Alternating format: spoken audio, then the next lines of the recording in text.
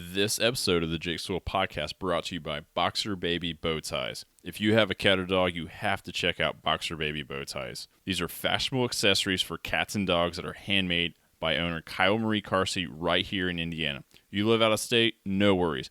All items ship anywhere in the U.S. So pamper your fur baby and show off their unique personality with their accessories for fashion-forward pets. Contact Kyle at boxer.baby.bowties@gmail.com or on Instagram at boxer.babies.bowties. Also check out her online store at boxerbabyboutique.com.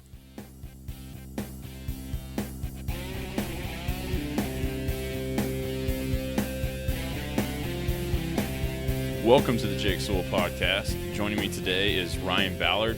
Hello, hello. Ryan is a funeral director at Ballard & Sons Funeral Home. You're a podcast host, paramedic.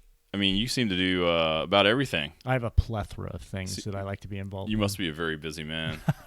Well, my wife doesn't care for it too much, but it is what it is, you know. We're going to dive into all that, but first of all, where are you from originally?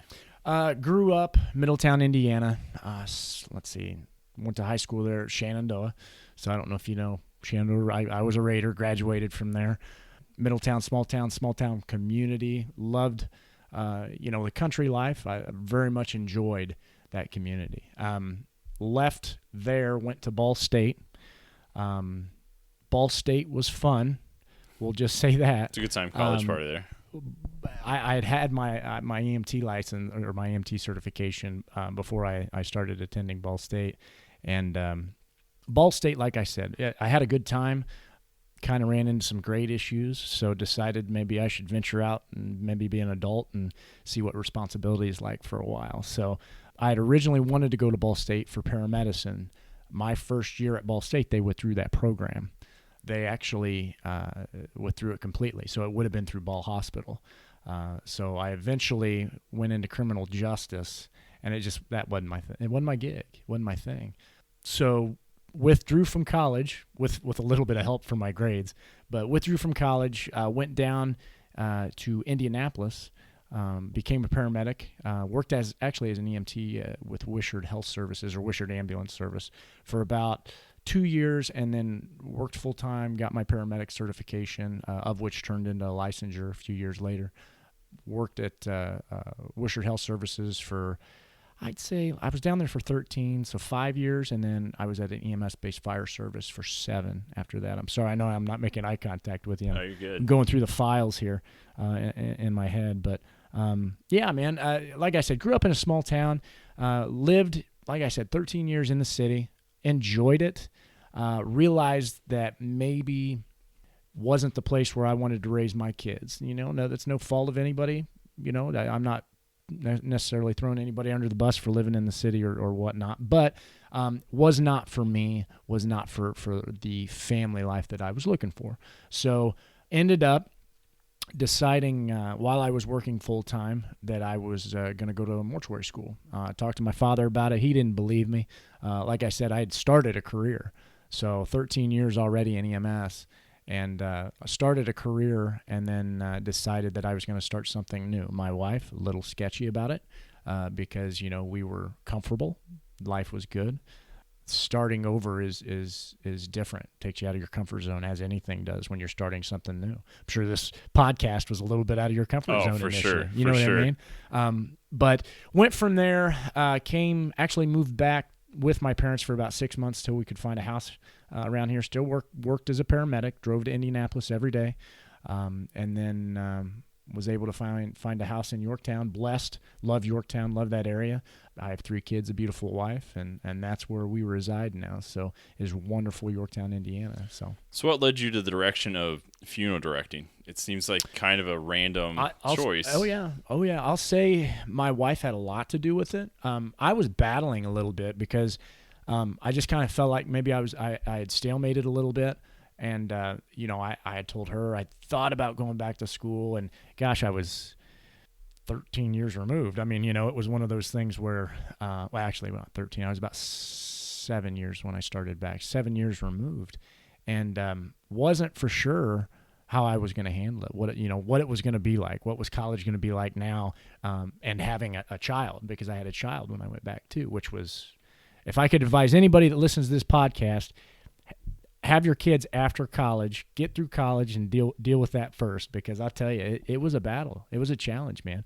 But, I had thought about going into nursing, and my wife is a nurse, and she was actually flying for Lifeline at the time. And she brought it up to me. She just said, why start over? She goes, your family has got a very self-sustaining, successful business. It's been around since 1949, started by my grandmother. And I found this out. The note to buy that business or to start that business was in her name, not my grandfather's. So that was an interesting, just an interesting piece of information that none of us in the family knew until she passed away. Was that pretty rare back in the 40s for a woman? I don't know, man.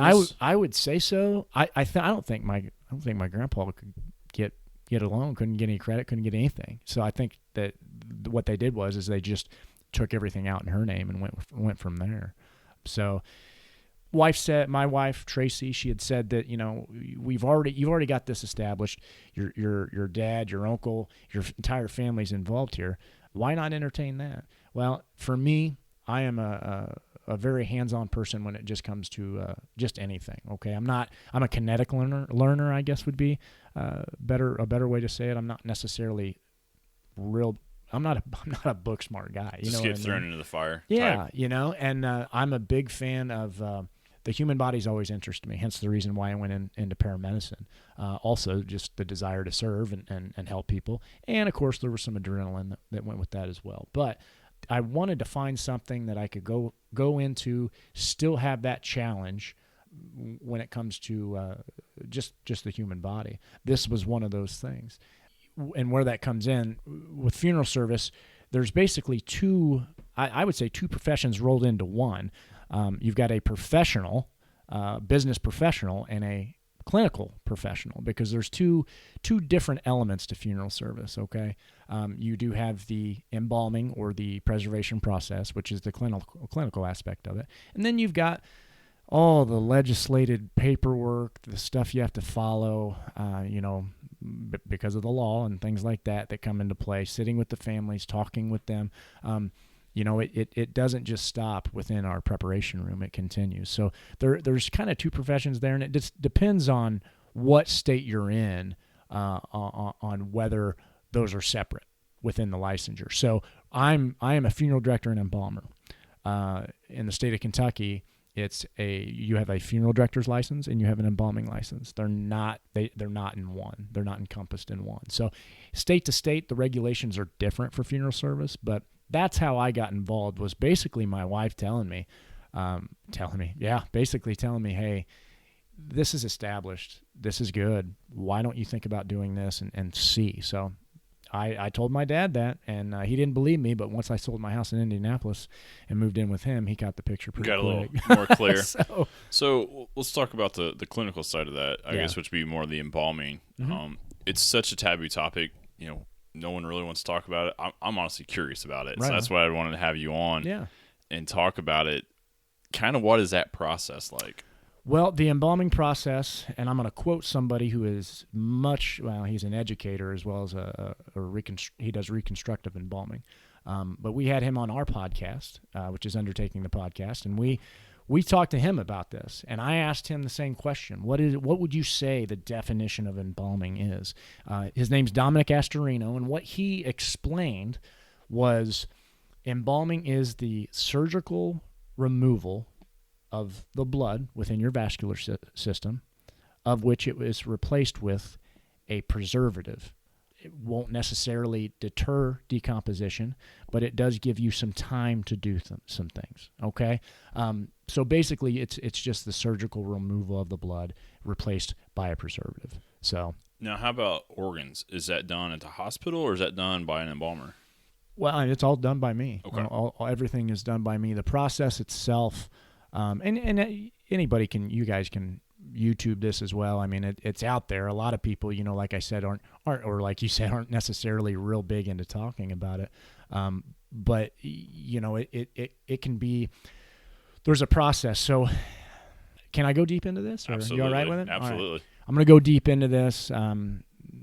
So some of you, I don't know if I'm not going to, I'll use anatomical terms and things like that. But what we do as funeral directors and embalmers, or embalmers, I guess, what we do is like I said, we're removing blood from the vascular system. Okay. Your vascular system goes all the way down into your capillaries. Okay. Basically, that's how your skin or whatever else gets nutrients or whatever it needs. Okay. So I can preserve skin, I can preserve tissue and all that just through the vascular system, depending on what condition that person's body is in. Okay. So what I will do is I will surgically raise someone's carotid artery. I will incise it, and I will inject a preservative into that person's body, of which I will also raise the internal jugular, of which I will incise it. When I say incise, I will cut it a little bit, so I can put in my arterial tube or whatever else.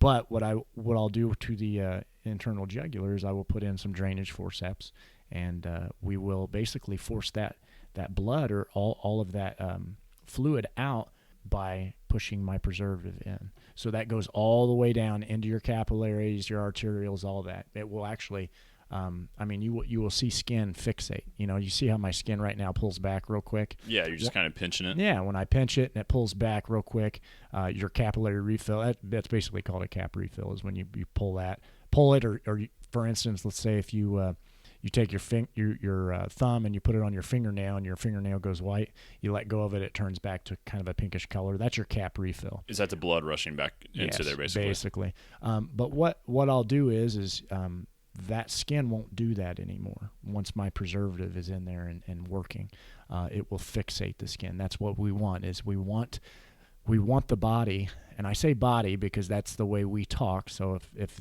anybody takes that offensively, it is what it is. That's the lingo of how we speak about this. But the overall goal is to have that body fixated and dry. Wetness is always a problem for a funeral director. That's part of the reason it's not always just as simple as maybe having one injection in one site. There's times where anatomically you may have to raise an axillary, which is under your armpit. You may have to raise a femoral, which is down in your leg. It just varies because of the condition of the body. Some people have some horrible circulation, and you can see that when they've been in the hospital, the discoloration within their, from the knee line down, you'll see kind of a purple or bluish color tinge to that skin. That just means they're not getting good circulation. Sometimes you'll see some scaliness to it because it's just I would say it's dehydrated, but it's just not getting the proper perfusion that it should. And by perfusion, I mean it's not getting that oxygenated blood like it needs to. What happens if the embalming process is going on and not all the blood is taken out?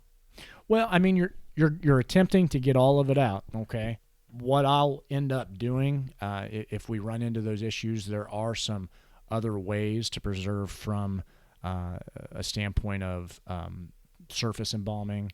Hypoinjections is when you actually inject just under the skin with embalming fluid or formaldehyde. But the overall goal, if my formaldehyde demand is high enough, I usually don't have to worry about really leaving too much blood within the vascular system. You'll have some that sticks around. I mean, it is what it is. You're never going to get everything. Mm-hmm. But for the most part, that preservative gets in there and it disinfects and basically preserves the body. So, where do you go to school to learn this? Man, I'll tell you, let me throw this out there. I'm an Ivy Tech grad, so I graduated mortuary school from Ivy Tech in Indianapolis. Brian Miller was my he's actually a Chesterfield guy. Brian Miller and Professor Hurt, and I can't remember, Mike Hurt, which I think he's from Terre Haute. But they were my instructors. And I'll tell you, man, you've got, I believe, Worsham College. You've got Cincinnati Mortuary College, Mid-America, which is here in Indiana, which I think is down in Jeffersonville, southern Indiana. But there's lots of areas you can go. The Midwest has got, I wouldn't say a ton of them, but, you can type it in, Google search it, and you'll have probably 10 options that come up. So, and people say, this is what irritates me, and I'm not going to get too controversial with you, but Ivy Tech, that program itself, I thought was an absolutely great program. I was challenged. Mind you, I was working full time, 2 children at the time. Well, 2.5. Well, my wife was pregnant, I think. Might as well be 2.5. 2.5. But, that program, it provided me the foundation to do more. Provided me with the foundation to at least be good at what I'm doing from a novice standpoint. Okay. Now I've taken a few steps further because I've gone to a few reconstructive embalming seminars out in Missouri. Vernie Fountain, he has been a really big influence. Like I said, Dominic Astorino, big influence. We've myself and Brian Waters, who is the co-host. I am a co-host. He's a co-host of our podcast. We actually go out to these conferences and to these seminars, and we'll go learn, obviously, sit in and whatever. But then we get these people to come and sit with us and talk with us. So that's where I've learned an awful lot is post school. I'm not going to say school is bad. Ivy Tech challenged me. It was a challenge. It challenged me constantly. I think they get a bad rap sometimes. From people when I just go to Ivy Tech. Well, no, you don't. You're going to school. You're going to college. You're going to come out with a degree that's just as good as anybody else's. So much of I really don't think it matters what field it is real life experience. Yeah, I agree. But I just wanted to throw that out there because I've had people that have said that about Ivy Tech and just kind of cringe when they've heard that I've gone there, and it's not the case. Right. They will bust your chops, man. I mean, it's not a part-time gig, man. I mean, you're there full-time. You're there 2 days a week, 3 days clinicals. You know what I mean? So another question I had about that process is we've all gone to funerals, and a lot of times comments are made, oh, so-and-so looks so good. Mm-hmm. The deceased in the casket looks really good. Or other times you go to them and you don't say anything, but like it doesn't look anything like them. The color's off. Is that a case of their body, or could that be a combination of the embalmer that did that person? Well, first off, let's analyze that for just a second. Have you ever seen your loved one dead before? Not until that day. So how would you know what they're going to look like? First off, and I'm not busting chops here, but that's something that we as funeral directors have asked people in the past. Just how do you know what your loved one's going to look like dead? My grandmother, I embalmed my grandmother, and I thought she looked great. Absolutely great. Everybody said that she looked like herself, yada, yada. I didn't feel quite like she looked like herself. She looked like my grandmother. I guess that's what I'm asking is, if someone comes in, there's not a huge difference between them sleeping or them being passed away. Well, I think to a point, that spirit, that personality, a lot of what drives the emotion, everything that drives the emotion, how that person is, mannerisms, all that is gone. So it is going to be different, folks. And I hope people realize that. Yeah, it does depend on the embalmer as well. And the talent that embalmer has, because what we do is not easy at all. There's a lot of chemistry that goes into it. What that person, the decedent, the person that's passed away, what they present. If they're in the hospital for 6 months and they've got medication after medication being pumped into their vasculature, into their veins, their arteries, that affects certain things that we do. That means sometimes we have to have a higher content of formaldehyde. The demand is more. If we have water, if someone has edema, which is water, on your arms or your legs or whatever else, we have to be able to treat that. We have to figure out how to get that water off. That provides some issues for us at times. Like I said, as an embalmer, water is a horrible thing. Wetness is horrible for us, but it does depend on the embalmer. You have some embalmers that won't use dye. I use dye. I like to put that color back in. If you've seen someone that has passed away, I've seen a lot of death, whether it be paramedicine or whether it be, as a funeral director, I've had the opportunity to see a lot of things, and that person looks the worst at that moment when they've passed. They're pale, gray, mouth open, eyes open. You know what I mean? Mm-hmm. My overall goal is to try to give you an acceptable, recognizable look. If I can do that, and it won't be perfect. There's times too when there's a traumatic injury, and say we're doing an actual reconstruction of someone's head, someone's skull from a tragic accident or something like that.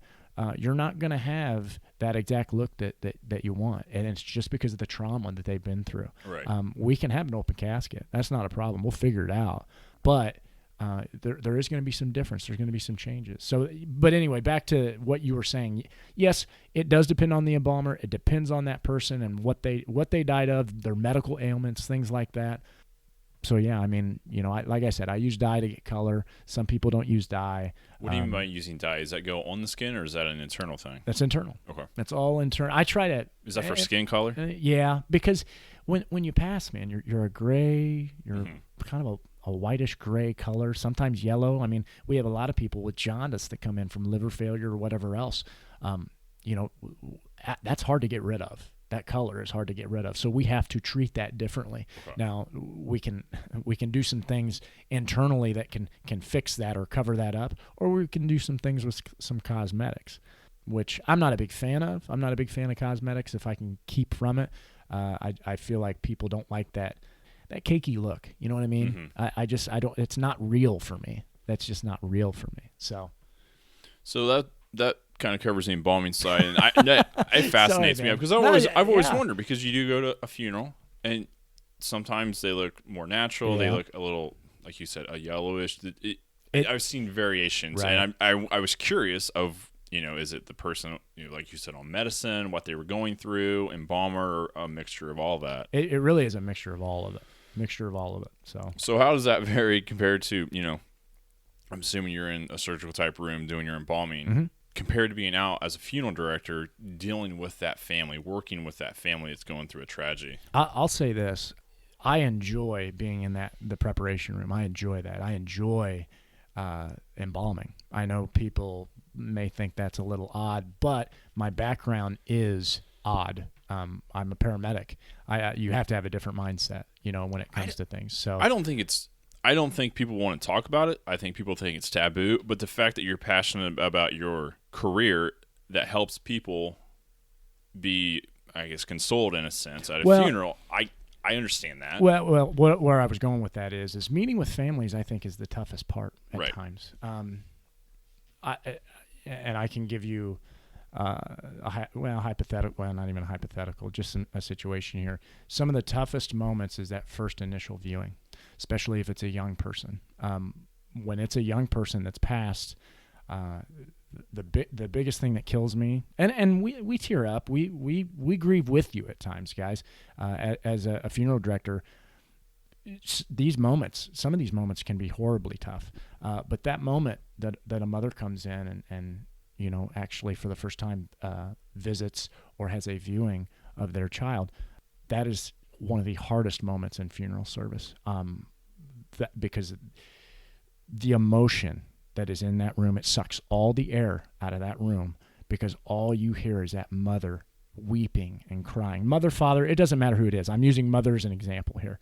But taking all that air out of that room, and then basically they turn to you and hug you and basically throw all their weight on you. You're holding them up. Those are the hardest moments for me in funeral service. The stuff in the back room, the preparation room, I'm good with. I'm fine. I none of that. It's not gross to me. It's what I chose to do, and I'm good at it. I'm very good at it. And there's other people. I learned from a gentleman named John Henderson, and he is extremely exceptional at what he does as a funeral director and embalmer, and that's who I learned from. So, but he taught me to do and be well in that setting. Now, with families, I've really had to, it's sometimes is a challenge. My dad has 35 years of experience, Marty Ballard.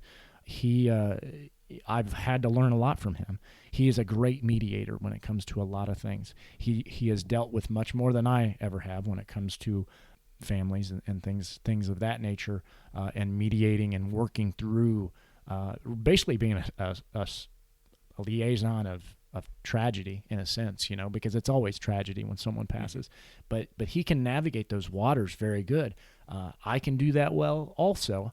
It's just not necessarily, it just affects me differently than it does him. He's also a minister, so, he has that comfort as well when it comes to the counseling aspect of it.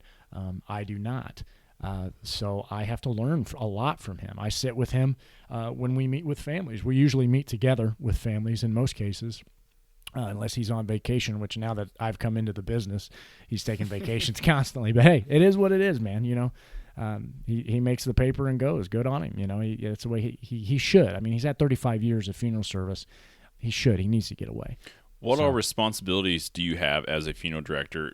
Yeah, I would say in a typical situation. Well, it's a lot of service-oriented. Well, it's a service-oriented career, okay?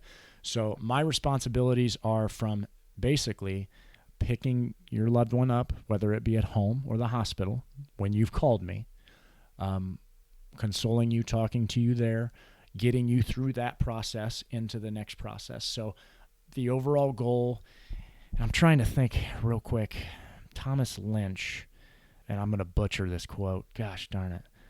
I think the quote was, to get the living where they need to be, you have to get the dead where they need to go. So we're working to help the living grieve and move through this process by either burying, cremating, whatever it is that they want done as a family, to help them move through the process. If it wasn't for the funeral director, the living wouldn't know what to do. They just would be lost. Right. You know what I mean? But there's a lot of legalities that come into play there. Filing the death certificates, the embalming, depending on what you've got there, that can last a while. If you've got a family that doesn't get along with each other, you're having to deal with those issues. But from a standpoint of service, it's just a lot of service. It's a lot of third-party calls, because you've got to arrange things with the cemetery. You've got to arrange things with the vault company. You've got to talk to the casket company as well. You've got to file the death certificates with the state, which sometimes can be an absolute headache, especially when it comes to getting a physician or a doctor, which I hope you guys are listening, a doctor to sign the death certificate.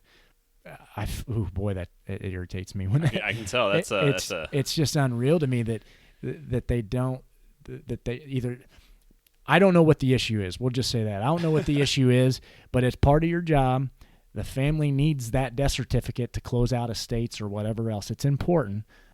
Just sign it. Get it to me. It's, it's really easy. Check your email and go from there. But, there is a lot that goes into it. So it's, like I said, service oriented, but there's a lot. I get phone calls from families 2 a.m, just randomly to ask a question. Why? Because they can't sleep, because their loved one died 2 days before. They just haven't been able to sleep.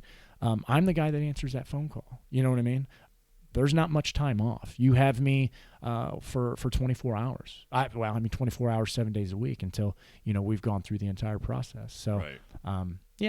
So it can be a process, especially if you've got, like I said, some embalming issues when it comes to the body, but also some family issues. So, but the hardest thing for me has been that initial viewing with a child. How do you deal with being around sadness and mourning basically all day, for a work day, I guess? Yeah. Then go home and be a family man. And I don't know if do you separate that? Here's at work, I'm professional here, and then I go home and I got to leave it there. How do you find that balance? Because I know a lot of people that have stressful jobs that might be in business or own their own business, whatever it might be, and take work home with them. And I know it's always a bad thing to do. How do you deal with that? I don't know that I take work home with me, because work. Well, I guess you could say I do you could say I do in a sense, because it's a family business. So work is always, a phone call away. Either my dad is touching base with me, and my mother, who's also in the business, touching base with me on something or whatever. From a standpoint of how I handle things, I never talked with my wife a lot when it came to paramedicine. She was an ER nurse. We met in the ER, and there's still a lot of things that bother me still to this day that I just don't bring up and I don't talk about necessarily, because that's for me to know. There's certain things I don't think people need to know. Just know that I was there and we handled it and got through it, and it is what it is. I wouldn't say I'm debilitated by anything, if that's kind of what you mean. I don't. I've got 4 other businesses that I run, so my mindset, if I'm not at the funeral home, will be devoted to something else business wise. So there's never a quarrel or an issue when it comes to what I see, what I've done. It just doesn't affect me that way. 13 years as a paramedic, I saw plenty. And the only difference is these people have passed on. So no one's talking to you. No one's trying to grab you as you're cutting somebody out of a car or anything. They're there, and you're just trying to give them the best service that they can have with that tragedy that occurred. So. Gotcha. Yeah, I was wondering about that because you're around, if you're around a family that just had a loss, if that affected you. It doesn't affect, honestly, we grieve with them. Don't get me wrong. We grieve with the family. There'll be tears. Young people, it kills me. It kills me. But I don't let it affect really family life or anything. I don't know that. I would say the biggest arguments that probably my wife and I have to do with, me having to get up on a death call at 4 a.m. and not being able to get the kids on the bus at 7. Those arguments are kind of what we have. But when it comes to anything emotional or PTSD or anything like that, I just kind of deal with that on my own. And you said she's an ER nurse. Oh, yeah. So, she's really kind of in the same boat you are. And that's the thing is we have just a unique situation, So Right. it's hard. It is really hard to kind of even, I guess, relate to that because, it's not like she works in a salon or something. Mm-hmm. She's seen everything I've seen. Gotcha. And she's dealt with the same things. So she knows. She knows if I've if I've been on a reconstruction for 30 some hours, and I come home, she knows, hey, everything all right? Yeah, I'm good. And we go our separate, separate ways, but you know what I mean? Yep. Sounds like a great match, you two.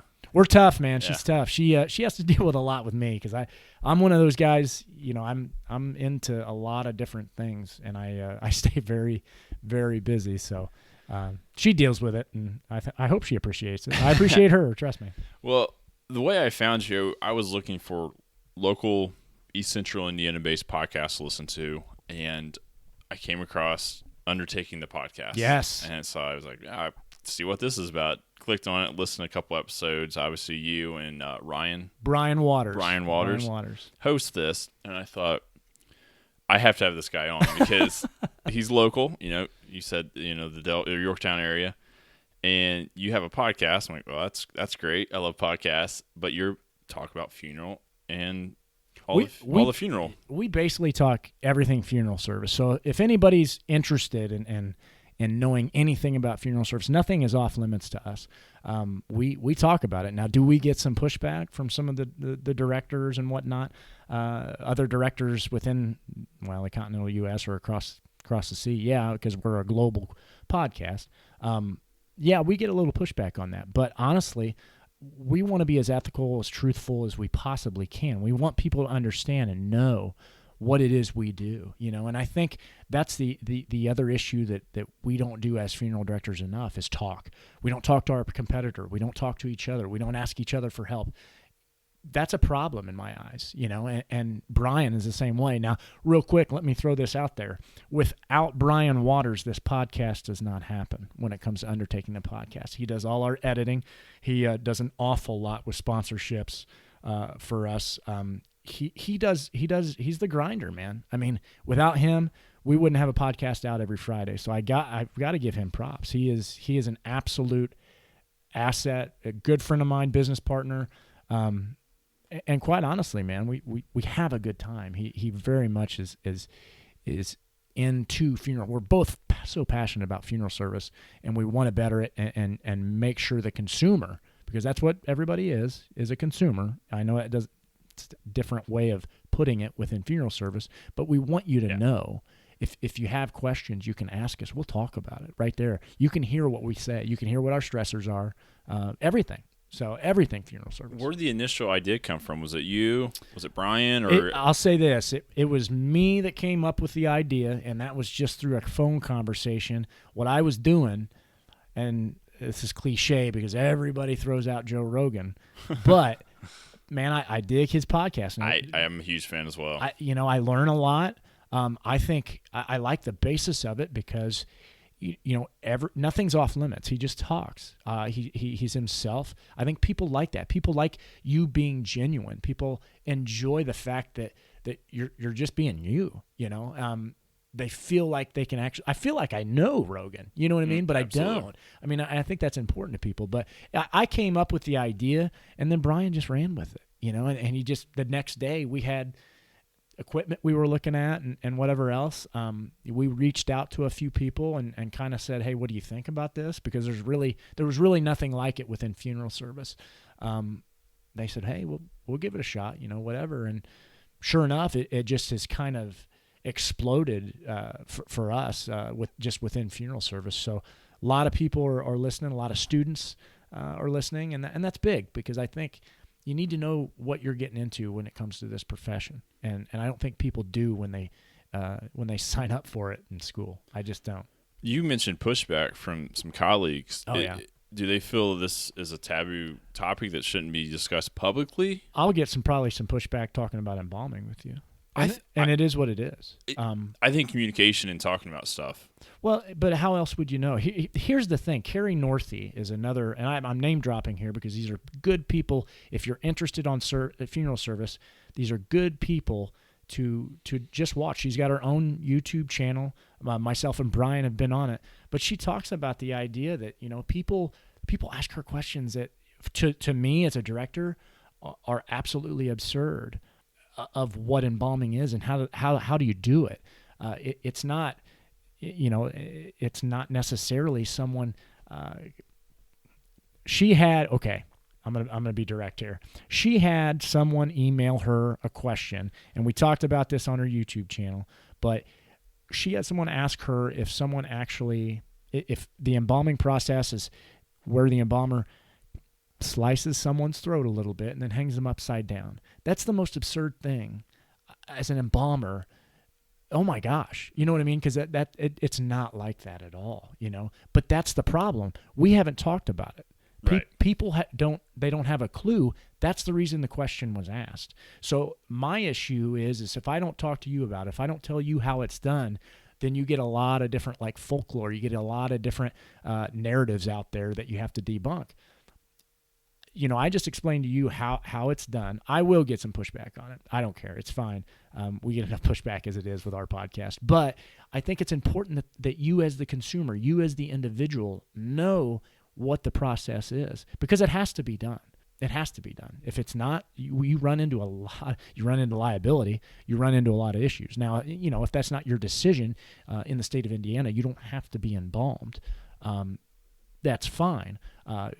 I don't know that you'll get a public viewing out of that because the rate of decomposition is different for every person. So it could be 24 hours that you start having a little bit of a smell, discoloration, things like that, or it could be 2 days. So it is important, and it's a process that people just don't know about, and they ask questions like that. And I cringe when she brought that up. I cringed a little bit because I'm like, man, even somebody that was new to funeral service, I knew that wasn't the process. But there's people, there's accountants out there. There's people that have no idea. They've never, ever done anything from a clinical standpoint when it comes to the human body. So, yeah, I mean, I guess it's a valid question. And I feel like I should answer it and at least tell them the right way to do it, as she has done, so.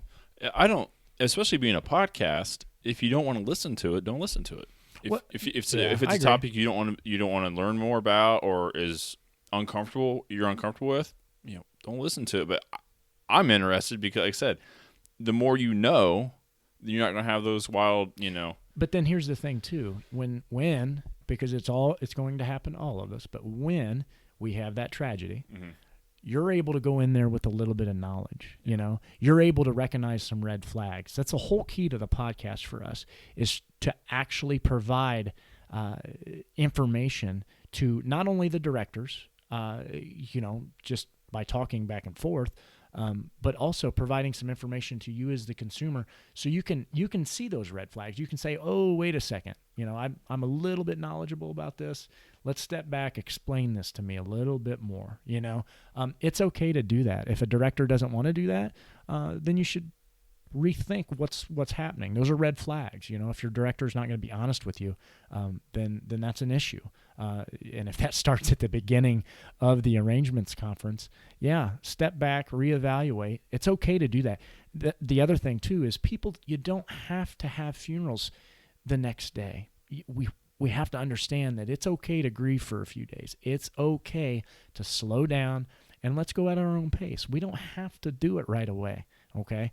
That's what the embalming's for. That's what it gives us time. It provides us with time. So that's the biggest thing I do want people to understand. It does not have to be right away. So I don't want to go down a rabbit hole here. No, let's do it. I'm down. Well, all I'm going to say is I think if we were communicating more, not just about embalming, just in general. In general, it's number one reason I listen to podcasts is to learn. Oh yeah.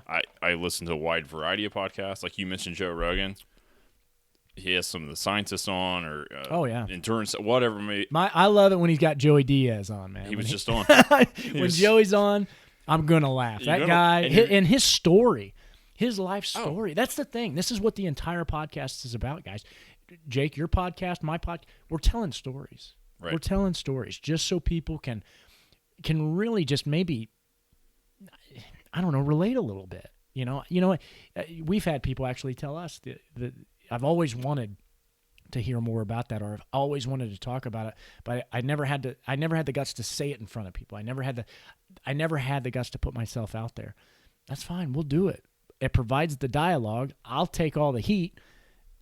You can use us as an example and then go with it, right. And then ask your questions, ask your people, hey, do you feel this way? Because these guys do, or whatever. So. Yeah, like I said, that's why I wanted to have you on, because I'm like, this is something I don't know a lot about. I don't find it offensive. I don't find it weird. I grew up fishing, hunting. I mean, I know it's apples and oranges, but I've seen death. Yeah. I know it's animals, it's deer, but it's. But that's intimate though too. It is. And hunting is big, man. That it really is an unbelievable process when that I've hunted a little bit. I'm not near as avid probably as you are, but it's the process of you going out, being in the wilderness with that animal and actually having that animal provide some source of nutrition to your family. It's different. It's not like sport or anything like that. It's just different. It is an intimate process when it's death of an animal or when it's the death of a person. So yeah, growing up fishing, hunting, wasn't super comfortable with it. I mean, the worst part is when you take an animal's life, but you realize why you do it and all that. So when I want to have you on, I'm like, this doesn't bother me because I'm kind of familiar with it. Let me ask you this. When was your first funeral? How old were you? Probably 12, 13. Really? Yeah, I had a grandpa pass away when I was like 4, a little young. Yeah. I guess I kind of freaked out at the viewing. Oh, and then really? I didn't go to the funeral. But I was probably 12, 13.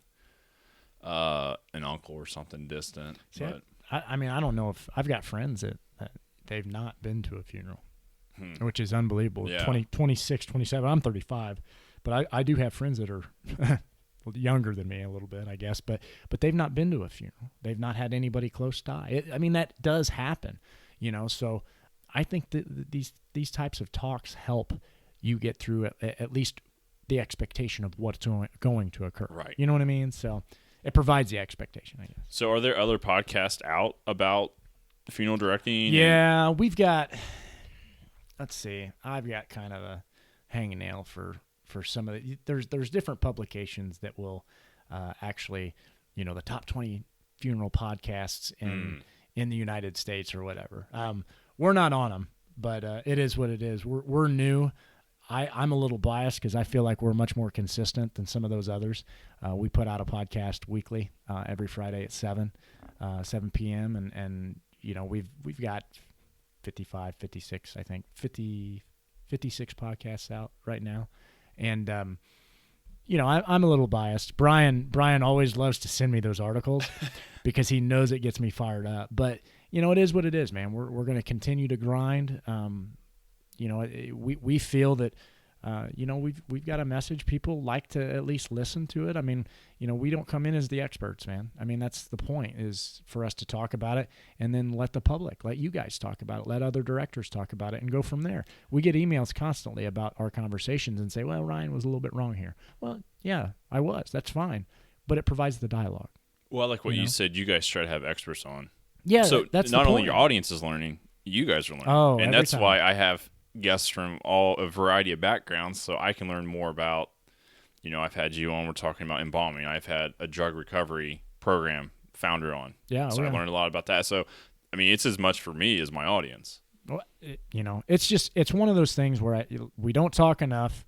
We don't love, we don't hug, we don't do any of this stuff enough anymore. It's just, it's just crazy to me that we don't, we just don't love each other like we should. I feel like that's just, that's a broad statement I'm throwing out there, but I just feel like there's an awful lot of hate, when it comes to things. And, let's sit down and talk. Maybe if we talk, maybe if we work through some things just from a verbal standpoint, we can get to a better place. This is one way of doing it. Yeah, and it seems like kind of since the internet started, podcast is really the first thing that's brought people back to sitting down and talking. Yeah. I mean, I got a high top table here, and I love sitting down for half hour, 90 minutes, and we're sitting here. There's no phones. No one has a phone out. There's no distraction. We're just having a conversation, and that's 100% why I love podcasts. Well, the other thing I wanted to point out too, at least to your listeners, is there's clickbait everywhere for everything. Okay, so the funeral industry gets a lot of clickbait, and it doesn't matter. I'm not throwing news media organizations under the bus, but they all have their narratives that they push. And it is what it is. But some of these headlines that they put out, especially about funeral service, it's not necessarily what funeral service is. Brian and I are actually going out to Washington State in August to present to the Washington State Funeral Directors Association, which Pacific Northwest. I'm ready. I can't wait. I'm excited. We're very pumped up about that. But we've got a little bit in our presentation about the idea of clickbait. All this stuff about funeral service that is talked about, just random headlines that just make you go, oh my gosh, I can't believe that happened, or I can't believe they would do something like that, or whatever. The reason that's there is because we don't talk. And if the clickbait continues to be the narrative, we lose.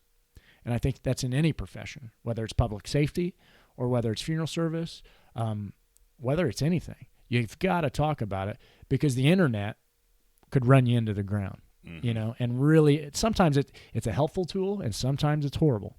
So it is what it is there. So you do all this, embalmer, funeral director. Oh, yeah. Got a podcast, a weekly podcast, which I know myself. It takes a lot of time and effort. You're also on the Delaware County. You're a Delaware County councilman. Why not add some more in there? Right? Yes, and we won't go deep into politics here. I'm very careful of that, because that's part of the reason. I tell people, let's love each other a little bit more and maybe a little less hate, because I've got people within my circles that we don't agree politically, which is fine. But we're best friends. Doesn't mean we can't go out and have a dinner together. Yeah, have a beer, whatever. Right. It is what it is. I'm a cigar guy and a Scotch guy. Brian and I both differ when it comes to our politics, but we're business partners, and we're very, very close. It's not. We don't have to hate each other, I guess, and just because we have different views and whatever else, doesn't mean we can't come to common ground. So, yes, I am a Delaware County councilman. It has been an interesting ride. January 1st is when I started my term, and it's a 4-year term. I enjoy it. I'm learning an immense amount about local politics. What all responsibilities does a councilman have? I think a lot of people don't understand local politics. Right. They see what's on Fox News or CNN, and it's completely different. Yeah, well, I'll say this, guys. I think local politics is where you get stuff accomplished. I really kind of tune national politics out a lot anymore, because it is just so hateful on both ends of the spectrum. So, being involved locally, I think is very important. And one reason I think, at least from a council standpoint, you've got these smaller rural communities, and these communities that are in some areas dying. And we really need to maybe pay a little bit more attention to that. And there are some in Delaware County that we need to be doing better. We need to be doing some things, I would say, a little bit more aggressively. We're not the factory industry that we used to be. Do I wish it would come back? Yes, because that's when areas were booming. But we've got to figure out what our identity is and then go from there, because our identity has changed. Whether it's good or bad, I don't know. But I really believe that local politics is where things get accomplished, is where you make the change. So, and I've had the opportunity, luckily as a councilman, to meet some of these politicians that are, state legislators and whatever else on the national level. And, I just kind of shrug my shoulders and, hey, I'm sure you're telling me what you think, but I'll just take it with a grain of salt too, because I don't see anything from you. What I see is things from our commissioners, things from our council, things from our town boards. That's what I see. That's where I see the change. So the council here in Delaware County, what we do is we handle the finances. Okay, so the budget. Commissioners write the ordinances and basically are the executives of the county. And there are times where they have to come to us for money or whatever else, for whatever project that they have or whatever else. But they pretty much are the executives. I mean, they are the ones that run the county. We just handle the purse. So there's with every council meeting, there's transfers that have to go back into the general fund or have to come out. We've got a council that has been very diligent to make sure that we're spending within our means and not overspending. I think that's important.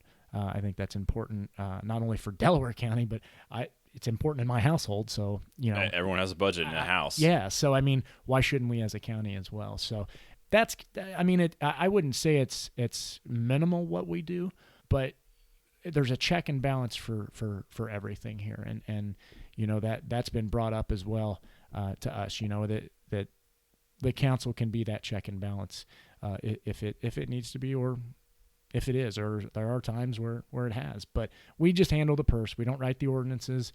We don't do any of that. When there were some things that came up in Delaware County for like the CAFO farms years ago. It was wind farms or whatever else. Yeah, that's not us. So okay. that's that would not be at us. the commissioner level. That's then? a commissioner Gotcha. level. So those are the guys that basically the county employees. Well, that's who they work under. So we just write the budget for the county. So was this your first political position? It was. I like to say steward of the community, but people love saying politician. But this is the first time, and I've enjoyed it a lot. It is extremely time consuming, a lot more than what I originally thought. But I enjoy it though. That's the thing, is I enjoy the meetings. I enjoy the banter, the back and forth debate. There's people on the council that I get along with but don't agree with. There's people everywhere like that. I think you have that within any career setting or whatever else. But I don't. The biggest thing, I don't hate them because I don't agree with them. We Right. all get along. We all smile because we all know we want the best for the community. And everybody on that council does. So it's very rewarding to be working with people that have been in politics within Delaware County for a long time, but also some of us that are new. I think Jessica Piper is someone that is actually, her first term was, it would have been, she's getting ready to, I think, run for office again. I think, I'm not for sure. We'll see. But she's a few years older than me. I mean, you've got a younger generation that's coming in, learning from that older generation. I think that's important, So, like I said, I enjoy it. The debates I get into are great. I really do enjoy it, and it really has been an experience. Now, my wife is a differing affiliation than I am. So, at home, I get to hear the other side of things. Yeah. Really helps me out. Honestly, it keeps me honest. But it at least gives me something that I can reference. I'm not so short-sighted with things, and I don't think I should be, especially when it's dealing with taxpayer dollars. Yeah, taxpayer dollars, and it's community you're raising your children in. Well, I love it here, man. I love Delaware County. I love it. Now, I grew up in Henry County. I moved to Yorktown, and I love it, man. I truly believe that Delaware County is doing some things. These smaller towns within our communities here, or within Delaware County, are trying to do some things and making changes and moving forward. And I love it. I love seeing the Daleville Splash Pad, man. That was so big. That was so awesome. We took our son there a week or two ago. I think it's fantastic. It's nice and spread out. Oh, yeah. And like I said, there's no cost. A little concession stand, big picnic area if you want, and then they have the concerts in the evenings and every few weeks. And it's a destination spot, right. and it's something. I mean, I had nothing to do with that, so let me throw that out there. But my kids love it. Yeah, they love it, man. So I dig it, man. That's the type of stuff the change that I like to see happening, And that's the type of thing I like to highlight on my podcast. Oh, yeah, absolutely. I've had Cheryl Crowder on. She was one of my favorite guests. She's been instrumental in Muncie's downtown. Yeah. When she started Mardi Gras 18 years ago, they could rent out all the spaces to bars because there was no one in them. Right. And now they got rid of Mardi Gras because there's no room. Yeah. I mean, that's the ultimate goal. And that's what you want. Exactly. That is the ultimate goal. So, yes, from a standpoint of politics, I told you I wouldn't get too deep into it. I did, I guess, a little bit. But I enjoy it. I really do. I want to see our smaller communities thrive again. That's big for me. And I think that's something that we've got to find our identities, which I think some of these smaller communities are doing already. Neighboring counties, it's a little different sometimes, but finding our identity and then capitalizing on it. So, yeah. Excellent. Last thing I noticed on your Facebook page, you were posting videos of, I believe they were mini sprint racing. 600 series. 600cc, and then you got a Indianapolis Motor Speedway polo on. So let's go deep into obviously, I've had Jimmy Wyman, Kirk Doherty on from Winchester Speedway. I've had Tony Main on, Sprint Car Racer. So I'm a huge open wheel racing fan. Oh, yeah. Especially at the sprint car level. So how'd you guys get into sponsoring a race team? Well, we sell monuments at our funeral home. That's a division that I started up within the funeral home, and it is slowly but surely taken off. My manufacturer is Allen Monument Company. Randy Allen is the owner. It's a family-owned business in Crawfordsville, Indiana. Wonderful family, wonderful place. Been up there numerous times. But anyway, his son races 600 series. I believe it's midget. 600 series midgets. Is that or mini sprints? Something like that. It's one of the two, but he races with the fans and then without as well. We sponsor his car. We've been doing it for about 3 years now. We're a big race family because my wife also works for IndyCar. So we feel I'd love to have Ballard and Sons or Undertaking the Podcast or whatever I got going on slapped on Graham Rahal's IndyCar if I could, but I know I don't. I'm sure they'd let you for the right price. Well, yeah, exactly. I don't have the cabbage to do it, but this is a way for us to give back to the new generation coming up in racing. I truly believe, you've had some of the IndyCar racers talk, Andretti's talked about this, the idea that we're not spending enough time and money on like the Indy Lights, the dirt tracks, things like that, because that's where these racers came from. They came from the dirt tracks. They came from Winchester. Right. They came from places like that. So I don't know that it gets us a lot of credit or business when it comes to the sponsorship aspect of it, but it's something I enjoy. It's something my wife and I can enjoy together. And honestly, Charlie Allen, he's tough. He's a tough racer, man. And we had that opportunity, and Randy was gracious enough to put the name on the car. And honestly, it's just been cool. We follow him hardcore. Now we don't get to travel as much as we'd like, but putting it up on Facebook Live like that, I dig it, because that's one way I do get to follow it and see what we're doing and see how he's doing, quite honestly. So he's tough, man. He's up and coming, and we want to support the up and coming because that's the future of racing for us. So yeah, and here in Indiana, you're in the heartbed. Oh yeah, of racing of everything. And my wife, she, like I said, she's with IndyCar. on the safety team. So she is the nurse for the drivers when she. So for instance, when if a driver gets in an accident or whatever else.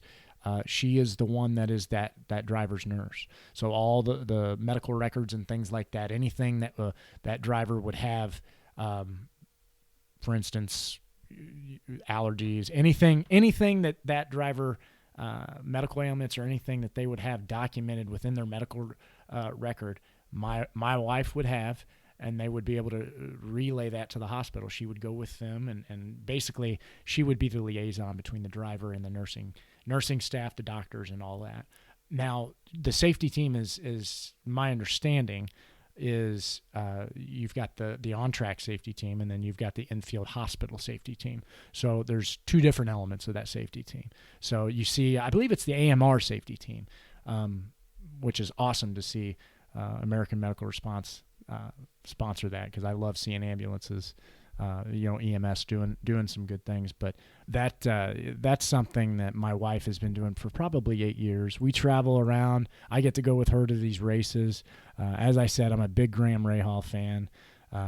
So she travels to all the IndyCar races? I mean, well, she signs up for about 6 a year. There's probably... Okay.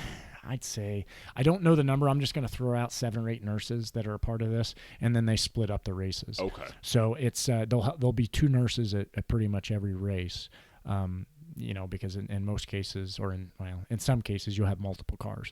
So these ladies will have to split up and do what they need to do. But we just dig it, man. I love IndyCar. I love racing. I'm not a big NASCAR fan, but I can be. Not a big fan of the heats, but. I feel like it's like race after race after race, and then the feature. It's like, Come on, Does she get Indy being local? Does she get what? Does she get to do the 500 being local? She always does the 500. Next week she will be, I believe it's Ontario next week. In Canada, I believe that's the race next week. She went. She went to St. Pete this year. I think she went to St. Pete. Went to Texas. Either way, she goes to about 4 or 5 a year, and travels with the team, and they basically give her a per diem, and she goes and has a great time. It's a good time, man. Sounds like a podcast guest. Oh, sit down, man. Sit down with her. I love talking racing and some of the behind, especially, and that's one thing I really try to dig into is the behind the scenes stuff. Oh yeah, I've been to a ton of races. I know what happens on the track and everything there.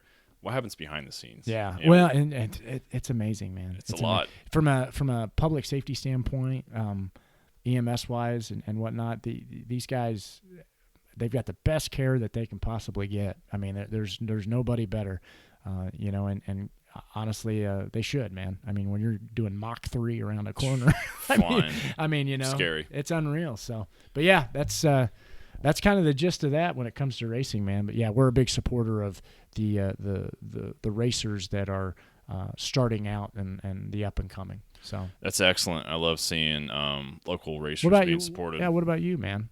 As far as racing, open wheel, tell me who's your IndyCar fan? Who's your IndyCar? I really don't follow a lot of IndyCar. I obviously follow the 500. I'm a huge short track, dirt track fan. Are you really? Eldora, Gas City, Montpelier, Lawrenceburg, Kokomo, Winchester, Anderson. We go to a lot of those, yeah. Mainly Eldora is probably the one we go to the most. They had a dirt track at the IMS this past year, didn't they? Yeah, they had a midget race in the honor of Brian Clausen. Yeah. Who I'm sure you're very familiar with the Driven to Save. We're the Indiana Donor Network, as well as just Donate Life itself, has been a big sponsor of our podcast.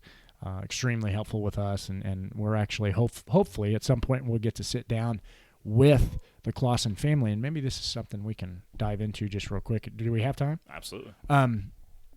Just quick backstory. Brian Clausen was one of the best USAC drivers. He ran the Indy 500, I believe, 2 or 3 times. Yes. He was killed in a midget accident. I believe it was in Kansas a couple years ago. I think it was 2016. But he was a donor, saved lives, and then this organization has been built up in his honor, and it's done miracles. Well, and that's the thing is the donor network really hitched a ride to that, and the Clausen family just said, how can we spread the good word? How can we spread the dialogue of this? And organ donation, maybe if that's something we can actually go back into funeral service here real quick, if that's okay. Like I said, Brian Clausen was an organ donor, and I can't remember how many lives he actually touched. I think it was 7 or 8 with his donation or gift. Okay, but organ donation is so important, guys, and we talk about this. We've got a podcast on it for Undertaking the Podcast. Look it up. But we talk about the difference between organ donation and procurement, and then we talk about, and it was a controversial issue, organ donation and funeral directors, because there's a little bit of a headbutt there, and I don't think that there should be. Quite honestly. Why is there? Well, when it comes to organ donation, man, there's a lot that goes into that. When you're harvesting, and I say harvesting because that's the term. When you're harvesting skin, when you're harvesting certain tissue, if it's deep, full thickness tissue, they are actually harvesting to a point where you've got nothing but muscle. Okay, that will be showing all the fatty tissue in the skin will be gone. The reason this is important, folks, before I go into this, as a paramedic, and EMS does not get the shout outs it deserves by any means with the things that they see and they do. But as a paramedic, I've had multiple kids that have been burnt 30-40% of their body. They need that skin donation. They need those gifts from those people to recover, to in a sense, to block infection or keep infection out of those wounds. It's important. Eye procurement, all that. The Clausen family was willing to take this and really run with it and talk about it openly about organ donation. But what happens is when you have tissue or organs donated, it really, well, I'm going to say it this way, it really screws up the distribution when it comes to your vascular system. Okay, and there's certain things that you have to do to dry that person out. Okay. Wetness is not a funeral director's friend, and I can give you an example. If I put somebody in a casket and I don't have, for instance, I nick their elbow as I'm putting them in the casket, that little nick, if they have a lot of fluid within their arm or whatever, it will soak that entire casket overnight, just from it just dripping out. Which causes us a lot of problems. So that's the reason preservation is such a big deal. But with an organ donation, you don't have that skin barrier. It's gone. So you have to think outside the box of how to fix that. How do you dry that person out? Now, we have union alls and plastics that we can put on, which is, that is not abnormal. We do that. I do that constantly with donation cases. But it does screw up a little bit of the distribution when it comes to embalming. So there are some things that we have to do, and it takes longer. I had a funeral director call me last night, 11 p.m., asking me a question about some donation issues he was having, because it is a different way to embalm, because it's not that distribution. When it gets screwed up like that, not everything gets preserved the way it needs to. So you have to go above and beyond there when it comes to the preservation. You may have to apply some powders, topical embalming gels, things like that. It can be a challenge. I'm pro organ donation. I'm pro skin donation. I'm pro anything donation, quite honestly, because I've seen it work, guys. I've seen it work, and I know with funeral directors, there's some funeral directors that may not quite be as comfortable with those cases, because they can be challenging cases. On our podcast, we try to promote the solutions too. In that episode, we talk about organ donation, but we also talk about the idea that here are 3 or 4 people within the Midwest that if you have problems, you can call, you can fly them in, they'll do that case for you or whatever. So there are some challenges with it, like I said, but yeah, funeral directors, some of them are hip on that, some of them aren't. It doesn't really bother me. I enjoy the challenge of it, and quite honestly, it's for a good cause, guys. So, let's not raise our fists and yell. Let's just understand that that's helping someone else. Right. You can't. Right. Why take it with you? Especially if one person can help, like you mentioned with Brian, 7 or 8. Yeah. And plus, with his, I wouldn't say platform. His notoriety. His notoriety, and especially in this area, because he was the top USAC sprint car, midget car driver, and like I said, ran the 500. People really got on board with it. Well, and you know what's crazy is, and I love that they do have this in the 500 because that's a big deal. I was talking to a friend of mine a while back, and it was actually a friend of a friend that the family is an owner of one of the race teams. And I was asking them basically, what's it cost to get into the 500? Do you pay to get into these races, or how does it work? And I said, just because you're on the circuit, can you because Connor Daly, for instance, of which is a Hoosier. Hey, we love Connor Daly, but he was in the 500. He was in another oval, but he didn't have sponsorships for the other races. Well, it's about, depending on what race, it was $1 million just to pay up, just to enter yourself into the race for the 500. $1 million, man. Think about that. So like Pocono, Sonoma, some of these other races, it may be, $250,000, $300,000, but $1 million. So it's important, these sponsorships and Donate Life, they're investing a lot into this for people to get the message. And, we as funeral directors should be promoting that message as well. Hence, myself and Brian are just big advocates for it. So because they teamed up with Pippa Mann this year, right? Wasn't she carrying the? It was Pippa Mann, and then I think a few years ago, was it Justin Wilson and Pippa Mann both? They had an Indiana Donor Network, and then they had a Drive to Save Lives car 2 years ago. Pippa Mann was this year, and I believe she qualified this year. Last year she did not. I think she did, yeah. I think last year she did, and this year she did. I don't know how she did. I can't remember if she was. She was in. I'm 99% sure she was in because I remember seeing the car. Well, she was in it. I don't remember what she placed, but it was cool to see the BC on there, and because Brian, he was only a couple years younger than me. I'm 33. I think Brian was. Don't quote me on this. 27, 28 when he got killed. So that one related to me because I watched him start racing when he was around here when he was 16 years old. Yeah. And but what they've done since is just been amazing. And that's all props to the Clausen family on that, because they didn't have to do any of that. Right. They could have easily, just said, no, we're good. We don't necessarily want to really advertise it or anything. And it's for a good cause, folks. You guys have to understand that. It really is. The amount of things that I've seen in life when it comes to paramedicine, funeral service, whatever else. Like I said, paramedics, they just don't get the love they deserve when it comes to public safety. And there's just things. There's things they see they have to deal with that maybe they shouldn't have to deal with. But quite honestly, this donation aspect of things it really does help people. Well, I think if there's more communication and education on the process and what it does help and who it does help, there would be more people wanting to donate. I think a lot of people are afraid, well, they're just going to take my organs and who knows. Well, yeah, but if you educate yourself on it. Well, and exactly. And here's the other thing. The donor network makes it intimate to the family. They're very much involved with the entire process, very much involved. The family do. And I know this isn't something that maybe a family would be, oh, that's great. Hey, I'm so glad we got this. But they give you Afghans blankets. They give you a medal. They try to champion the idea that your loved one saved somebody. And sometimes that gets through, sometimes it doesn't. But understand that they are championing a cause. And it's a good cause. So, yeah. Right. Ryan, I appreciate it. It's been a great conversation. This is great. How long do we go for? Oh, I don't know. We're at hour 15. We're good. Hour 15. We're good.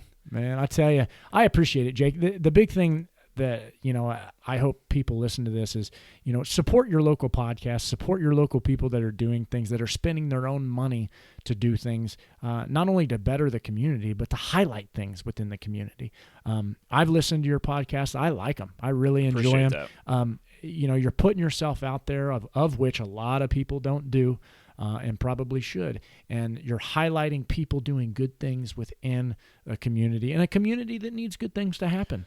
I feel like everyone has a story. Obviously, some people might be more interesting or unique in a sense, but I think everyone has a story, whether it be, my neighbor who went through miscarriages and now she's a mom of a cute little baby, or a guy who went through alcohol and cocaine problems, started a rehab program. Everyone has a story. That's what I want to spotlight. And I'll be listening to your podcast more because I'm kind of intrigued, and especially the donor one, because the whole Brian Clausen thing got me more interested in that. So, well, check it out, man. I appreciate your time stopping by.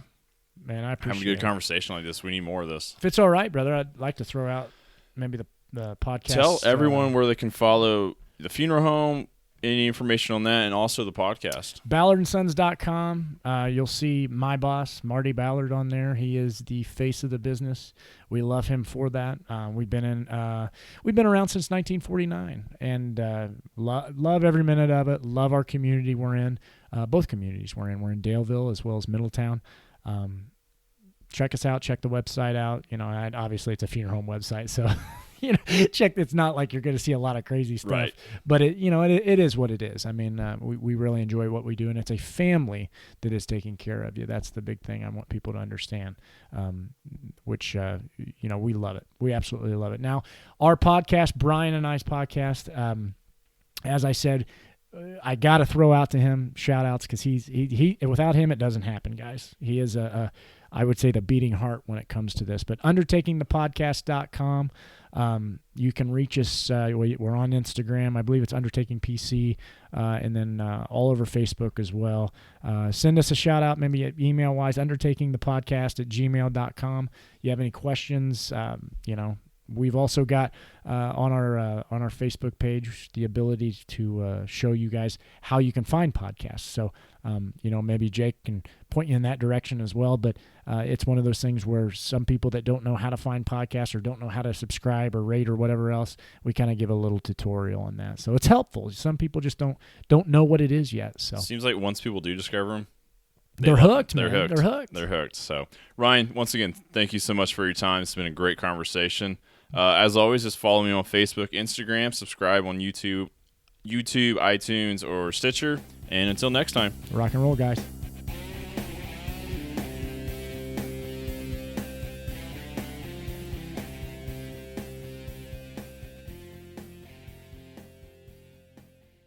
This episode of the Jake Sewell Podcast brought to you by Boxer Baby Bow Ties. If you have a cat or dog, you have to check out Boxer Baby Bow Ties. These are fashionable accessories for cats and dogs that are handmade by owner Kyle Marie Carsey right here in Indiana. You live out of state? No worries. All items ship anywhere in the U.S. So pamper your fur baby and show off their unique personality with their accessories for fashion-forward pets. Contact Kyle at boxer.baby.bowties@gmail.com or on Instagram at boxer.babies.bowties. Also check out her online store at boxerbabyboutique.com.